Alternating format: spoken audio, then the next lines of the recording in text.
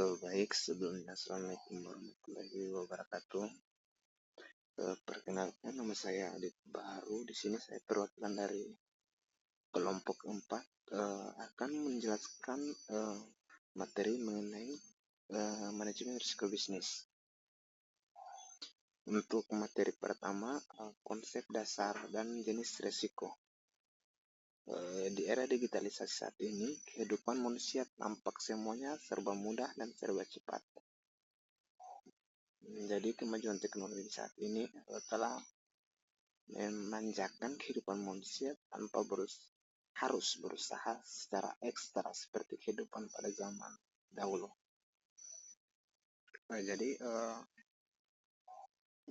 Jadi kemajuan teknologi ini dia itu membantu manusia dalam mengakses segala informasi secara luas begitu. Selanjutnya ada jenis risiko. Ada risiko murni, adalah risiko yang menimbulkan kemungkinan kerugian namun tidak dapat kemungkinan keuntungan. Jadi risiko murni ini dia timbul itu dia itu merugikan bagi pembisnis, dan dia itu tidak dapat keuntungan.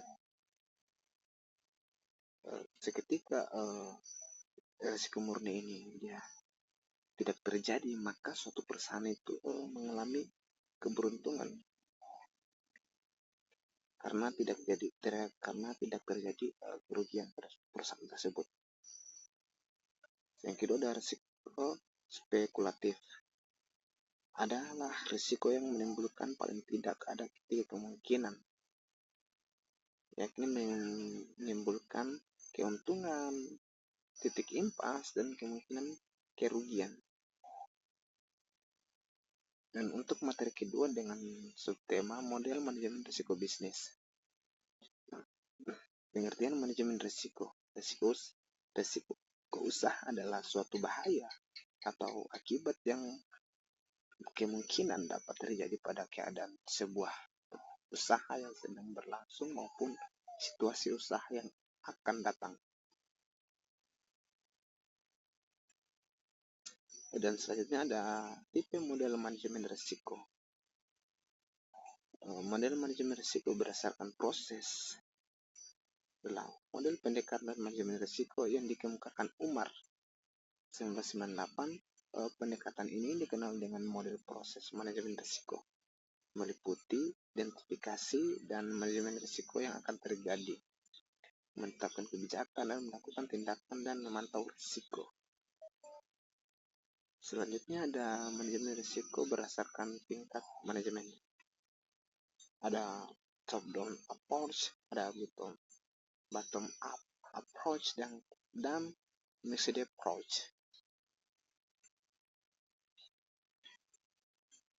Ini ada tipe model manajemen risiko. Ada model framework manajemen risiko. Di sini tuh ada 4, ada identifikasi risiko, analisis risiko, respon risiko, dan terakhir ada evaluasi risiko. Selanjutnya ada capability maturity model integration atau CMMI. Untuk mendapat manfaat dari manajemen risiko, pertama memiliki pandangan tentang pendekatan pengelolaan risiko, model untuk memfasilitasi proses serta pedoman untuk meningkatkan pendekatan manajemen risiko.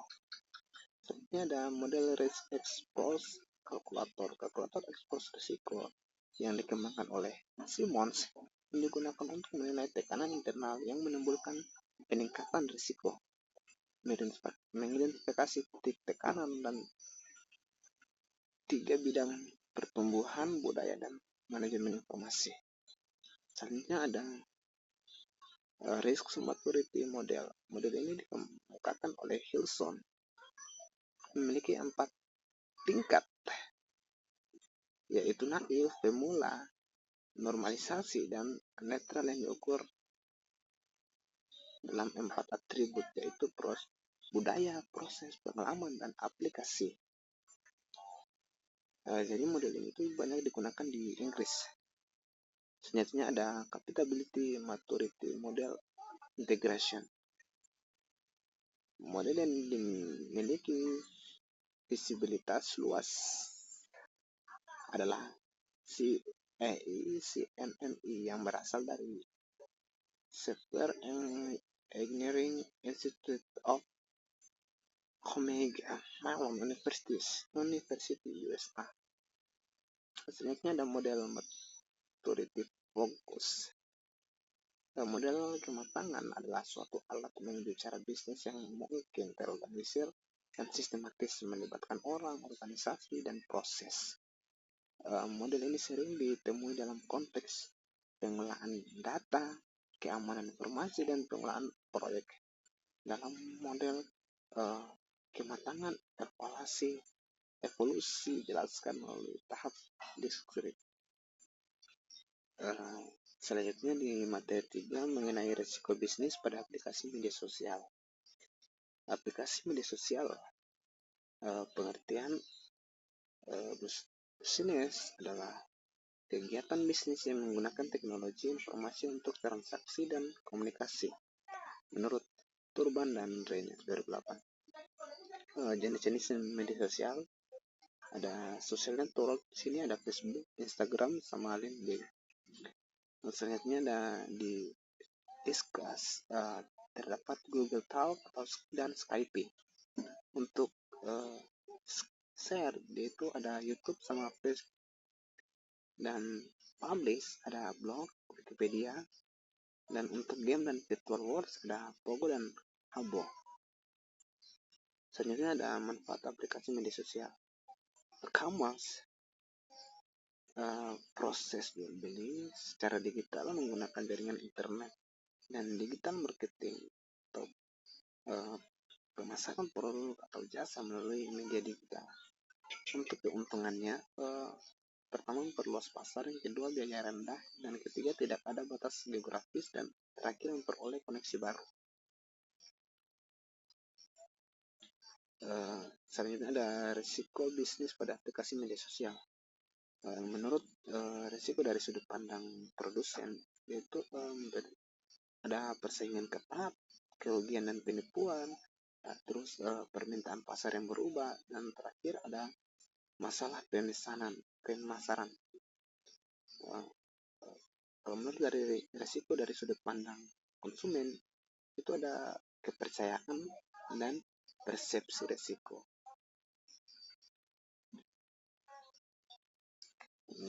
Di sini ada cara mengatasi risiko bisnis pada aplikasi media sosial. Yang pertama ada perencanaan bisnis, yang kedua ada perencanaan manajemen risiko, dan ketiga implementasi rencana. Keempat ada pembukuan yang tepat, yang kelima ada riset pelanggan, yang keenam ada waspada terhadap penipuan, yang ketujuh penyediaan stok yang tepat, dan yang terakhir strategi pemasaran yang menarik. Selanjutnya untuk materi yang keempat mengenai risiko pembayaran uang digital. Definisi uang digital. Uang digital atau cryptocurrency merupakan hasil inovasi dari financial technology berupa sarana yang dijadikan sebagai alat pembayaran atau alat tukar untuk transaksi melalui internet. Mata uang digital merupakan representasi digital atas suatu nilai yang diterbitkan oleh pengembang swasta dan didominasi oleh nilai yang ditentukan oleh pelaku atau pengembang tersebut. Selanjutnya ada dasar hukum uang digital. Sistem pembayaran menentukan kelancaran aliran barang dan jasa, sehingga penyelenggaraan uang digital telah diatur dalam regulasi dari negara. Hal tersebut dapat ditinjau dari yang pertama Undang-Undang Republik Indonesia Nomor 7 Tahun 2011 tentang mata uang. Yang kedua ada Peraturan Pemerintah Republik Indonesia Nomor 82 Tahun 2012 tentang penyelenggaraan sistem dan transaksi elektronik. Ini ada Peraturan Bank Indonesia Nomor 26 PBI 2018 tentang uang elektronik dan selanjutnya. Selanjutnya ada jenis uang digital. Yang pertama, uang digital register. Uang digital yang data identitas pemegangnya tercatat atau terdaftar pada penerbit uang digital. Sedangkan uang digital unregistered, yaitu uang digital yang data identitas pemegangnya tidak tercatat atau terdaftar pada penerbit uang digital. Selanjutnya ada manfaat penggunaan uang digital. Yang pertama, memberikan kemudahan kecepatan dalam melakukan transaksi pembayaran tanpa perlu membawa uang tunai. Ini tidak lagi menerima uang kembalian dalam bentuk barang seperti permen akibat pedagang tidak mempunyai uang kembalian bernilai kecil. Selanjutnya ada risiko uang digital atau cryptocurrency. Risiko uang digital hilang. Yang pertama ada risiko uang digital hilang dan dapat digunakan oleh pihak lain. Yang kedua, risiko karena masih kurang pahamnya penggunaan dalam menggunakan uang digital. Selanjutnya untuk materi kelima mengenai tren bisnis startup dan potensi risikonya. Pertama, definisi perusahaan startup. Secara bahasa, perusahaan rintisan atau startup didefinisikan sebagai suatu usaha yang baru saja dimulai operasional. Startup juga didefinisikan sebagai perusahaan skala kecil, baru dan independen yang didirikan oleh beberapa individu di mana mereka juga ikut bekerja di dalam perusahaan tersebut. Menurut Berley dan Whitehead 1994. Dan selanjutnya ada ciri-ciri startup. Yang pertama, memiliki karyawan minimal 50 orang dan maksimal 150 orang. Yang kedua, berusia kurang dari 10 tahun. Yang ketiga, bersifat independen. Yang keempat, berada di lingkungan geografis yang terbatas. Selanjutnya ada startup dan potensi kerugian. Kehadiran startup tidak dapat dilepas dari faktor adanya pertumbuhan market baru, akses pada teknologi dan sumber permodalan pada umumnya. Startup dicirikan dengan ukurannya yang kecil pada saat didirikan, tidak memiliki riwayat personal, terfokus pada produk berbasis teknologi dan inovatif, serta punya kemampuan untuk meningkatkan volume kegiatan seiring dengan pertumbuhan pasar. Selanjutnya ada peran kapitalitas venture. Kapitalitas venture merupakan penyandang dana yang menyediakan dana bagi perusahaan yang memiliki potensi pertumbuhan yang tinggi dan imbalan kepemilikan atas saham perusahaan tersebut. Kapitalitas ventura ini menjadi penentu dalam kesuksesan maupun kegagalan perusahaan rintisan. Hal ini didukung oleh fakta bahwa perusahaan kapitalis venture sebagai investor seringkali memberikan target dan capaian tertentu yang harus direalisasi oleh perusahaan startup. Dalam literatur, perusahaan kapitalis ventura ini terbagi dalam 3 kategori. Pertama, sebagai pemberi dana.